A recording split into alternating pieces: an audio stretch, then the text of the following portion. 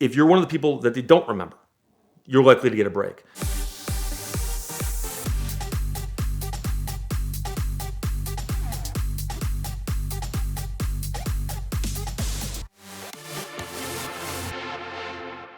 I'm an attorney in Michigan. I've been practicing law for 30 years.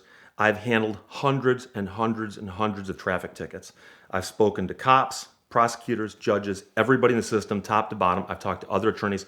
And the one thing I'm going to tell you as a driver in America that you need to know is that there are things you can do to avoid being ticketed when you are at the roadside. And this is stuff that a lot of people, when they hear it, go, really, this works? And it actually does, and I'll explain why. So if you are driving along one day and heaven forbid you look behind you and the lights have just come on, you're about to get pulled over.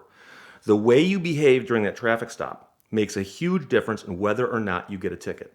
So you might be able to get out of getting a ticket, you might be able to get a lesser ticket, or they might throw the book at you. But the first thing you have to remember is, as the police officer turns on his lights, there's a very good chance that the officer has not yet made a decision about whether to give you a ticket or not. The police officers have huge discretion. They're allowed to, at the roadside, give you a warning. They're allowed to talk to you, or they're allowed to write you a ticket. They have discretion to do these things. And so police officers write a lot of tickets. And as an attorney who defends tickets, I can tell you that they write so many tickets that they will often cut people breaks who are good to them. And a lot of those breaks will mean that they actually will just lecture you and let you go. What it depends on is how you behave. So think about it from the officer's perspective for just a minute. It's late at night and they're going to pull you over because you're speeding. Let's say you're doing 12 over, okay? And they got you dead. Let's assume you were. You know you're doing 12 over.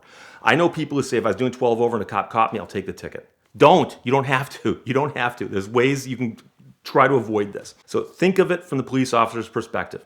He's pulling somebody over. She's pulling somebody over late at night. They don't know whether or not you are a criminal or if this is the first time you've ever been pulled over.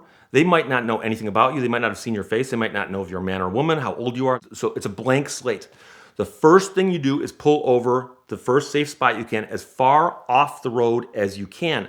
Every time a police officer gets out of their car, they are worried about getting hit by somebody else or bad things happening to them as they approach the car. If you pull way over to the side, so there's plenty of room for them to walk up, the first thought they have is, and whether they think of this consciously or not, is that you are looking out for them.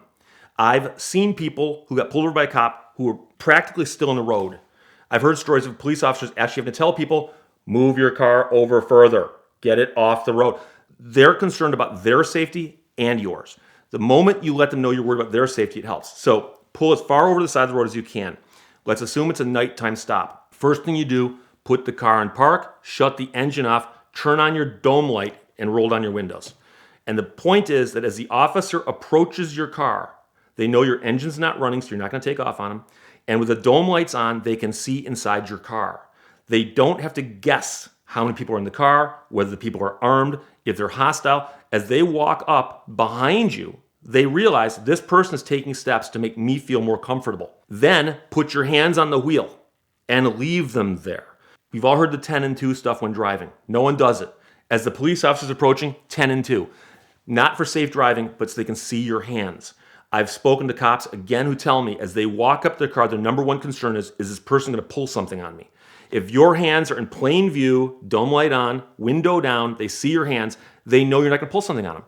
I've actually talked to people, clients of mine, I've told this to. A friend of mine actually said that as the officer walked up, she said, why are your hands on the wheel? And he said, I did that so you can see them. She said, thank you. And I've heard stories from people who told me they followed my advice and police officers noticed this. Police officers are going to walk up and go, do you know why I pulled you over? Now, this is a gray area. Never admit what you're doing. Because if you think you were speeding, there's a chance he's going to say, no, you ran a red light. Now he's got you for 2 things. But also, if you say why you thought he pulled you over, number 1, you're not a mind reader. You don't know.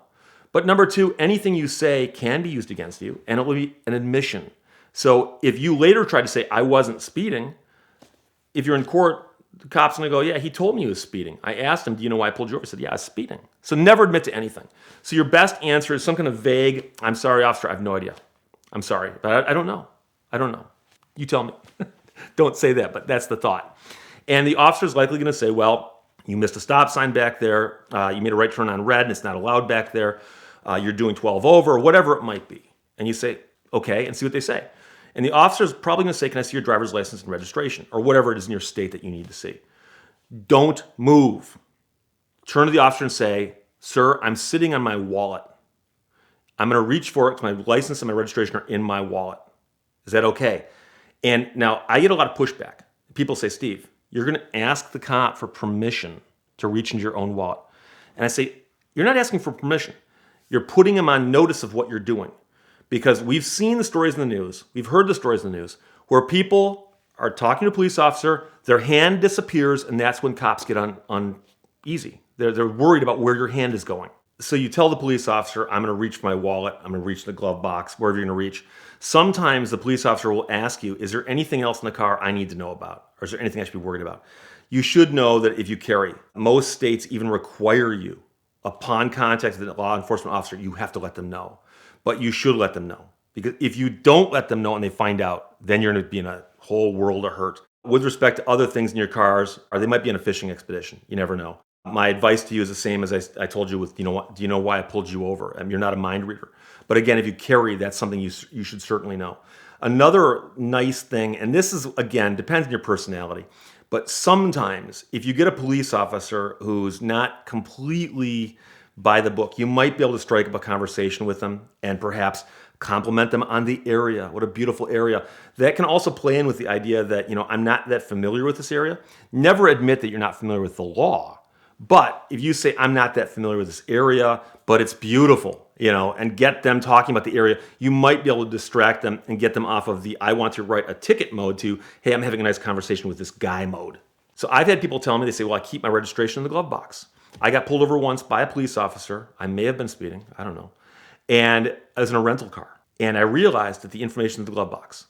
And the cop goes, can I see your driver's license and registration? I said, my driver's license is in my wallet. My registration is in the glove box. And he goes, okay, go ahead. I reached for him, gave him to him. Guy came back, he gave me a warning.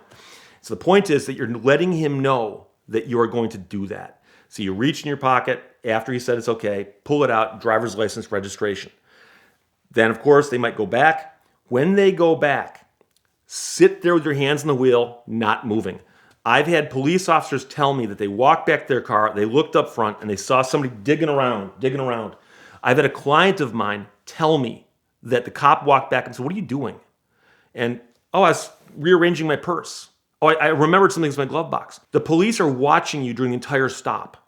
And what you want them to think is that, yeah, you may have been driving a couple miles an hour over the speed limit, but you're not doing anything else wrong. And you are cooperative as the day is long. You are congenial. You are friendly. You are respectful. It wouldn't hurt to throw in a sir every now and then. And so the point is that you're hoping that the police officer who's pulled over a dozen people that day is going to look at you and say, this person didn't give me a hard time. This one went smoothly. So if anybody gets a break, it's going to be you. So they might come back and just give you the warning. Or they might come back and say, look, you're doing 12 over, I wrote you for 5 over. I've heard these stories. But I've heard so many stories from people who've told me about how things went wrong because they didn't follow these simple instructions. And I've handled a lot of cases, both for just simple traffic tickets, careless driving, reckless driving, and also drunk drivings. And the interesting thing is that I've spoken to my client and said, tell me what happened. And they tell me what happened. I later talked to a police officer in court and go, tell me what happened. And they tell me a diametrically opposed version of what happened. So my favorite example is I had a client who got pulled over for drinking and driving. She was driving a little erratically, shall we say. And she said, I don't know why, but the cop doesn't like me. And I said, why do you say that? She goes, well, he was giving me a hard time at the side of the road. He was yelling at me. So I said, okay, well, later on I talked to the cop. I go, I'm curious, did my client give you a hard time? And he goes, well, I turned my lights on. He goes, and she stopped in the lane of travel on an exit ramp. We were blocking the exit ramp on a sunken freeway. He goes, I had to get on the PA and yell at her, move your car, keep going, keep going. And she put it in park. He had to get out on an active exit ramp, go up and knock on her window. She was on the phone to her husband complaining about a cop just pulled over, and she wouldn't roll the window down for him. And he's knocking on the window, and finally he yells at her, get your car off the road. And so that's someone he's going to remember. On the other hand, if you're one of the people that they don't remember, you're likely to get a break. So, I've handled a lot of tickets in court, and you might think, who hires an attorney for a ticket? Well, some people do. But the cops also have discretion in court. And so if a cop has written 20, 30 tickets that are all going to be heard one morning in some particular court, the cop shows up, a stack of tickets. Of the 20 tickets he's there for, few of those people he won't remember at all because they're uneventful. Those are the people who are going to get breaks. The people he remembers don't get breaks. Usually because they gave him a hard time, they did something wrong, they argued with him, they fought with him, they were obstinate, or they parked their car on the exit ramp and kept the window rolled up while they talked on their cell phone, and the cops banging on the window saying, move your car. So again, the police officers have a ton of discretion, and you want them to start exercising it as early as possible to let them know that you are one of the good guys or gals. You're one of the people who, you know something? It's an aberration. I normally am not speeding. This is a 1 in a million. You'll never see me again. So again, as the police officer's walking up, think of it from his perspective.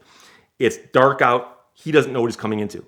So get off the side of the road, dome light on or overhead lights on, roll the window down, hands on the wheel, no sudden movements, and just respectful, respond, and that will help you out at the roadside. I've written about this topic for different outlets. I've done videos on it. I've done podcasts on it. I've spoken to all kinds of people about it. And one of the most interesting things is the pushback I get, where some people actually say, "Oh, so you're a kiss ass. So you're a bootlicker," and they call me names for suggesting that there's a way that you might be able to avoid getting a ticket. I have news for you. If you don't want to take my advice, don't. Cop walks up to your car, give him a hard time. Dare him to write you a ticket. That is how you prove what a tough guy you are. And if that makes you feel better, knock yourself out. I'm telling you right now, I've had a couple tickets in my life. I've also gotten out of tickets a few times in my life. And I enjoyed the times I got out of the tickets more than I enjoyed the tickets. So that's how I live my life. But hey, it's up to you how you want to live yours. Off the Record can help you find a speeding ticket or traffic citation no matter where you get it. You just download their app, take a photo of your ticket, and they match you with the best local attorney to achieve the best possible outcome. They can help you avoid costly insurance premium increases, points on your license, and other issues. And when you register, use the code VINwiki for a discount on their services. If you don't have a ticket that you need to fight right now, go ahead and download their app and register using the VINwiki code, and that will reserve your discount for whenever you might need it in the future. It's a great thing to have in your pocket when you never know who's going to pull up behind you on your next road trip.